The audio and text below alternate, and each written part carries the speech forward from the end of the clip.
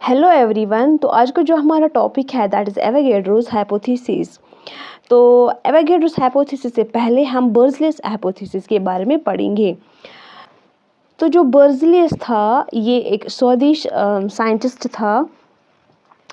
तो इसने क्या किया था, इसने दो लॉज कोरिलेट किए। एक जो लॉ था that was Gay Lussac's law of combining volumes, और जो दूसरा जो था that was Dalton's atomic theory. इसने इन दो लॉज को कोरिलेट किया और बहुत सारे जनरलाइजेशंस देखी, तो जिनको हम कहते हैं बर्ज़लियस हाइपोथेसिस। तो बर्ज़लियस हाइपोथेसिस के अकॉर्डिंग इक्वल वॉल्यूम्स जो होते हैं गैसेस के, उनमें इक्वल नंबर ऑफ एटम्स होते हैं under similar conditions of temperature and pressure. इसने क्या कहा, जो इक्वल वॉल्यूम्स होते हैं गैसेस के, उनमें इक्वल नंबर ऑफ एटम्स होते हैं। इसकी जो हाइपोथेसिस की ये बहुत सारे केमिकल रिएक्शंस पे अप्लाई हो गई। फॉर एग्जांपल यहाँ पे हाइड्रोजन है प्लस क्लोरीन, इसने क्या दिया है, हाइड्रोक्लोरिक एसिड। तो यहाँ पे वन वॉल्यूम हाइड्रोजन का ये रिएक्ट होता है वन वॉल्यूम ऑफ क्लोरीन के साथ, तो यहाँ पे हमें टू वॉल्यूम्स ऑफ HCl के मिल गए। तो जब बर्ज़लियस हाइपोथेसिस जो है बहुत सारे रिएक्शंस पे अप्लाई किया गया, तो वहाँ पे हमें ये देखने को मिला, वहाँ पे हमें ये ऑब्जर्व हो गया कि जो फ्रैक्शंस ऑफ एटम्स जो होते हैं वो भी पार्टिसिपेट कर रहे हैं केमिकल रिएक्शन में। तो ये पॉइंट जो था कि फ्रैक्शन ऑफ एटम्स भी पार्टिसिपेट कर रहे हैं केमिकल रिएक्शंस में, ये पॉइंट अगेंस्ट था डाल्टन्स एटॉमिक थ्योरी के। जो डाल्टन ने कहा कि केमिकल रिएक्शंस में क्या होता है, एटम्स ही पार्टिसिपेट करते हैं, लेकिन जब बर्ज़लियस हाइपोथेसिस केमिकल रिएक्शंस पे अप्लाई किया गया तो वहाँ पे देखने को मिला कि फ्रैक्शन जो होते हैं एटम्स के, वही पार्टिसिपेट कर रहे हैं केमिकल रिएक्शंस में। तो ये जो बर्ज़लियस हाइपोथेसिस जो है ये एक एग्जांपल पे अप्लाई किया। फॉर एग्जांपल हाइड्रोजन और क्लोरीन हाइड्रोक्लोरिक, हाइड्रोजन का एक वॉल्यूम जो है ये रिएक्ट किया with one volume of chlorine, तो यहाँ पे हमें टू वॉल्यूम्स ऑफ HCl मिल गया। तो यहाँ पे कहा वन वॉल्यूम में कितने रखे गए, n number of atoms. So one volume किसके बराबर होता है, n एटम्स, और इसका भी वन वॉल्यूम, इसमें भी n एटम्स होते हैं, तो यहाँ पे हमें मिल गया 2n कंपाउंड एटम्स। या अगर हम कह सकते हैं कि वन एटम्स, इसमें वन वॉल्यूम में वन एटम होता है, तो इसी तरीके से इस वन वॉल्यूम में वन एटम होता है, तो ये जब कंबाइन होते हैं तो यहाँ पे हमें टू कंपाउंड एटम्स मिल गए। और हाफ एटम्स हाइड्रोजन के ये कंबाइन हो गए हाफ एटम ऑफ क्लोरीन के साथ, तो यहाँ पे हमें एक वन कंपाउंड एटम मिल गया। तो अकॉर्डिंग टू बर्ज़लियस हाइपोथेसिस के फ्रैक्शंस जो होते हैं एटम्स के, वो भी पार्टिसिपेट करते हैं केमिकल रिएक्शन में, ताकि हमें एक कंपाउंड एटम मिल जाता है। फिर इसके बाद जो ये स्टेटमेंट था, फ्रैक्शंस का जो ये स्टेटमेंट था, ये डाल्टन्स एटॉमिक थ्योरी के अगेंस्ट चला गया। फिर उसके बाद एवोगैड्रोस आया। फिर एवोगैड्रोस ने क्या कहा कि जो मैटर होता है ये दो अल्टीमेट पार्टिकल्स का बना हुआ है, that's atom and molecule. According to Avogadro's इसने क्या कहा कि एटम क्या होता है, ये एक स्मॉलेस्ट पार्टिकल होता है एलिमेंट का, जिसकी इंडिपेंडेंट एग्जिस्टेंस हो भी सकती है और नहीं भी हो सकती है, और जो पार्टिसिपेट करता है केमिकल रिएक्शन में। इसने एटम को ऐसा बोला कि एक मॉलिक्यूल का, उसने क्या बोला कि ये भी एक स्मॉलेस्ट पार्टिकल होता है किसी भी सब्सटेंस का। सब्सटेंस में एलिमेंट और कंपाउंड आता है जिसकी इंडिपेंडेंट एग्जिस्टेंस होती है, उसको हम कहते हैं मॉलिक्यूल। ये किसके अकॉर्डिंग था, ये एवोगैड्रोस के अकॉर्डिंग था कि एटम क्या होता है और मॉलिक्यूल क्या होता है। और मॉलिक्यूल को उसने कहा कि ये it is a poly atom, it means it contains money atoms. Avogadro's ने क्या कहा कि under similar conditions of temperature and pressure और टेम्परेचर की कंडीशन अगर हम सेम रखेंगे, तो इक्वल वॉल्यूम्स जो होते हैं ऑफ ऑल गैसेस, उनमें क्या होता है, equal number of molecules, not equal number of atoms. So mathematically अगर हम देखेंगे V is directly proportional to n, that means जो वॉल्यूम होता है गैसेस का, उसमें इक्वल नंबर ऑफ मॉलिक्यूल्स होते हैं, where n is equal to number of molecules. अब हम देखते हैं फॉर्मेशन ऑफ HCl मॉलिक्यूल, जो हाइड्रोक्लोरिक एसिड मॉलिक्यूल है उसकी formation according to Avogadro's law as well as Gay Lussac's law. तो हाइड्रोजन जो है प्लस क्लोरीन, ये दोनों रिएक्ट होते हैं, तो यहाँ पे हमें हाइड्रोजन क्लोराइड मिल जाता है। According to Gay Lussac's law, one volume of hydrogen it reacts with one volume of chlorine, तो यहाँ पे हमें two volumes of HCl gas मिल जाते हैं। अगर हम इन पे करेंगे एवोगैड्रोस जो हाइपोथेसिस है वो अप्लाई करेंगे। इसने क्या कहा कि जो वन वॉल्यूम होता है उसमें कितने नंबर ऑफ मॉलिक्यूल्स होते हैं, that means n number of molecules. So जो हाइड्रोजन होता है plus chlorine it gives HCl hydrochloride, that means कि वन वॉल्यूम में कितने नंबर ऑफ मॉलिक्यूल्स होते हैं, दैट मीन्स कि n molecules. So one volume is equal to n molecules, that means कि n molecules of hydrogen reacts with n molecules of chlorine and it gives 2n molecules of HCl, that is hydrogen chloride। तो फिर हम इसके बाद हम इसको divide करेंगे, that means कि n जो है इसको हम डिवाइड करेंगे 2n से। तो वहाँ पे हमें क्या मिला, हाफ मॉलिक्यूल हाइड्रोजन का ये रिएक्ट करता है हाफ मॉलिक्यूल क्लोरीन के साथ, तो यहाँ पे हमें बन जाता है 1 molecule of HCl। That means कि हाफ मॉलिक्यूल जो होता है हाइड्रोजन का ये एग्जिस्ट करता है। अगर हम लिखेंगे कि 1 मॉलिक्यूल जो होता है हाइड्रोजन का उसमें 2 एटम्स होते हैं, दैट मीन्स कि हाफ मॉलिक्यूल में कितने एटम्स होंगे, दैट मीन्स कि 1 एटम। और अगर हम देखेंगे 1 मॉलिक्यूल जो होता है क्लोरीन का उसमें 2 एटम्स होते हैं क्लोरीन के। सो जो हाफ मॉलिक्यूल होता है क्लोरीन का उसमें कितने एटम्स होंगे, 1 atom. So 1 molecules of hydrogen chloride, क्योंकि हमें 1 मॉलिक्यूल ऑफ हाइड्रोजन क्लोराइड मिल गया, दैट मीन्स उसमें कितने नंबर ऑफ हाइड्रोजन एटम्स होंगे, दैट मीन्स उस एटम हाइड्रोजन का होगा और 1 एटम क्लोरीन का मिलेगा। दैट मीन्स कि जो 1 मॉलिक्यूल होता है हाइड्रोजन क्लोराइड का जो हमें मिल गया, तो उसमें एक एटम हाइड्रोजन का होगा और एक एटम क्लोरीन का होगा। दैट मीन्स कि जो ये लॉ है, this law is in agreement with the Dalton's atomic theory. जो डाल्टन ने कहा कि एटम्स ही रिएक्ट करते हैं रिएक्शन में, एटम्स ही पार्टिसिपेट करते हैं रिएक्शन में, तो वो जो डाल्टन्स एटॉमिक थ्योरी है that's in agreement with this Avogadro's hypothesis. जो डाल्टन ने कहा था कि एटम्स ही पार्टिसिपेट करते हैं केमिकल रिएक्शन में, तो वो यहाँ पे हमें प्रूव हो गया। अब हम पढ़ेंगे एप्लीकेशंस ऑफ एवोगैड्रोस हाइपोथेसिस। जो ऊपर हमने एवोगैड्रोस हाइपोथेसिस पढ़ा, अब उसके कुछ एप्लीकेशंस हैं। तो पहली एप्लीकेशन ये है कि हमें क्या मिल गया, calculations of atomicity of elementary gases.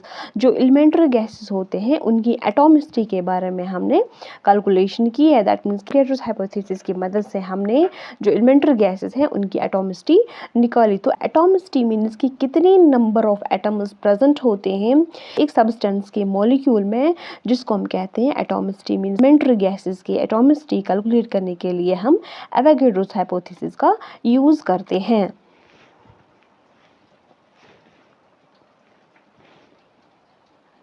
Example हम देखेंगे हाइड्रोजन, ऑक्सीजन। हम पढ़ेंगे एटॉमिसिटी ऑफ ऑक्सीजन। ऑक्सीजन की हम एटॉमिसिटी कैसे कैलकुलेट कर सकते हैं। यहाँ पे एक रिएक्शन लिखेंगे, जो हाइड्रोजन है ये रिएक्ट करता है ऑक्सीजन के साथ, तो यहाँ पे हमें वाटर वेपर मिल जाता है। दैट इज़ 2 वॉल्यूम्स जो होते हैं हाइड्रोजन के ये रिएक्ट करता है विद 1 वॉल्यूम ऑफ ऑक्सीजन, तो यहाँ पे हमें 2 वॉल्यूम्स ऑफ वाटर वेपर मिल जाते हैं। अब हम अप्लाई करेंगे एवोगैड्रोस हाइपोथेसिस। एवोगैड्रोस ने क्या कहा कि जो इक्वल वॉल्यूम्स होते हैं ऑफ ऑल गैसेस, उनमें क्या होता है, इक्वल नंबर ऑफ मॉलिक्यूल्स।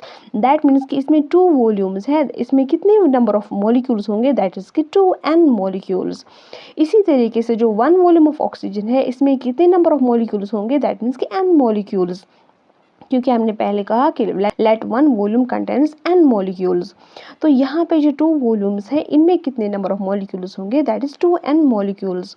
अगर ऑफ मॉलिक्यूल्स ओनली मॉलिक्यूल्स बोलेंगे तो यहाँ पे उसकी 2 मॉलिक्यूल्स जो होते हैं वो रिएक्ट होते हैं 1 मॉलिक्यूल के साथ, तो यहाँ पे हमें 2 मॉलिक्यूल्स वाटर वेपर के मिल जाते हैं। पे अगर हम देखेंगे तो यहाँ पे 1 मॉलिक्यूल है, ठीक है। यहाँ पे जो हाइड्रोजन है that is 2 molecule, that means कि हाइड्रोजन डबल है किससे, ऑक्सीजन से।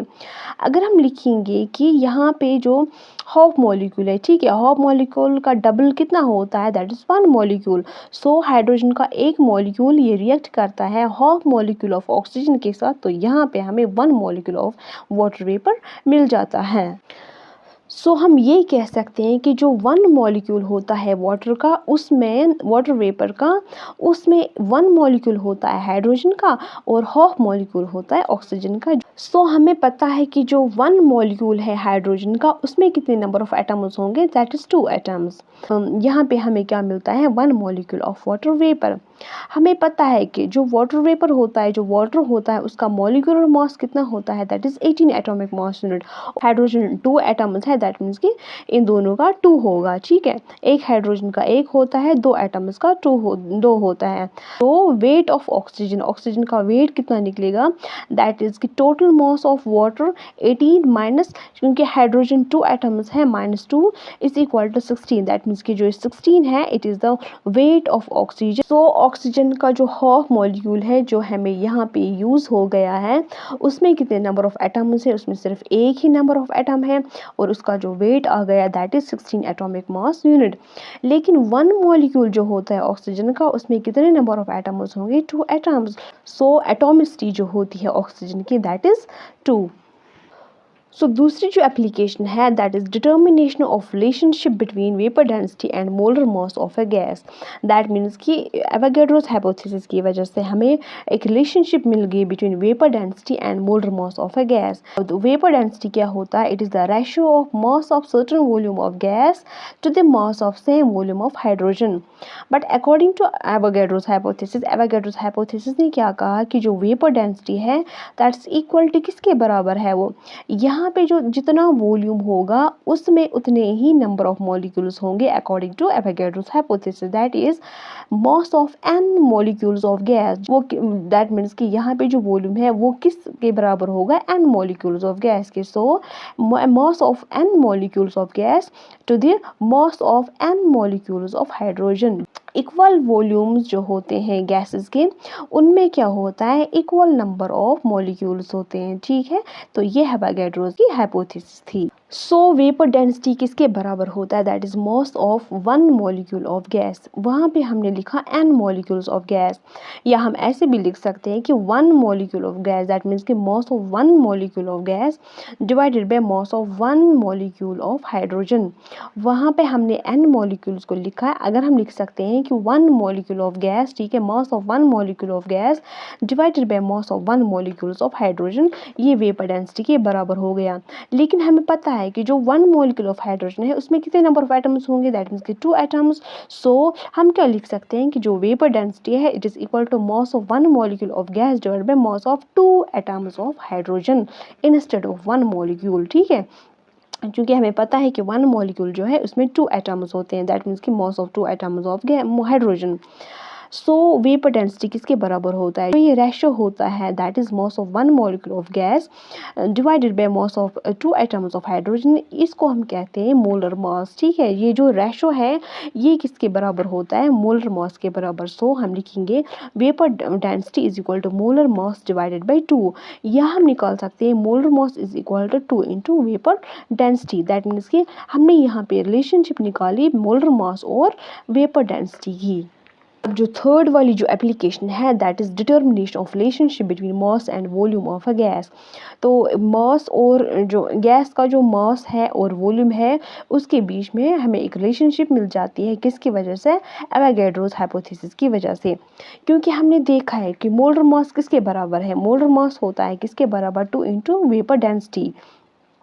अगर हम देखेंगे मोलर मास किसके बराबर होता है, 2 इंटू, क्योंकि वेपर डेंसिटी किसके बराबर होता है, that is mass of certain volume of gas at standard temperature and pressure divided by mass of same volume of hydrogen at standard temperature and pressure. ये होता है वो डेंसिटी, दैट इज की mass of certain volume of gas at standard temperature and pressure divided by mass of same volume of hydrogen at standard temperature and pressure. या हम इसको ऐसे लिख सकते हैं कि जो मोलर मास होता है that is 2 into certain volume के इंस्टेड हम क्या लिख सकते हैं, दैट इज 1 लीटर, ठीक है। दैट मीन्स को so mass of 1 litre of gas at standard temperature and pressure divided by mass of 1 litre of hydrogen. जितना कि हमें यहाँ पे वॉल्यूम लेना है उतना ही हमें वॉल्यूम किसका लेना है, हाइड्रोजन का लेना है at standard temperature and pressure. लेकिन हमें पता है जो मास होता है 1 लीटर ऑफ हाइड्रोजन का वो किसके बराबर होता है, 0.089 grams. सो मोलर मास किसके बराबर होगा? दैट मीन्स कि 2 into mass of 1 litre of gas at standard temperature and pressure divided by mass of 1 litre of hydrogen gas किसके बराबर होता है? That is 0.089 grams. So molar mass किसके बराबर होता है? 2 divided by 0.089 gram into mass of 1 litre of gas at standard temperature and pressure. लेकिन इस अगर हम यहाँ पे कैलकुलेशन करेंगे तो ये आता है 22.4 litre. So mass of 22.4 litre of gas at standard temperature pressure ये किसके बराबर होता है? ये मोलर मास के बराबर होता है. दैट मीन्स कि मोलर मास जो होता है वो किसके बराबर होता है? Mass of 22.4 litre. अगर हम 22.4 लीटर गैस लाएंगे उसका कितना मास होगा? वो किसके बराबर होता है? मोलर मास के बराबर. सो ये होती है relationship between molar mass and volume. So mass जो होता है 22.4 लीटर गैस का ये किसके बराबर होता है? मोलर मास के बराबर, एंड जिसको हम कहते हैं ग्राम मोलिकुलर वॉल्यूम.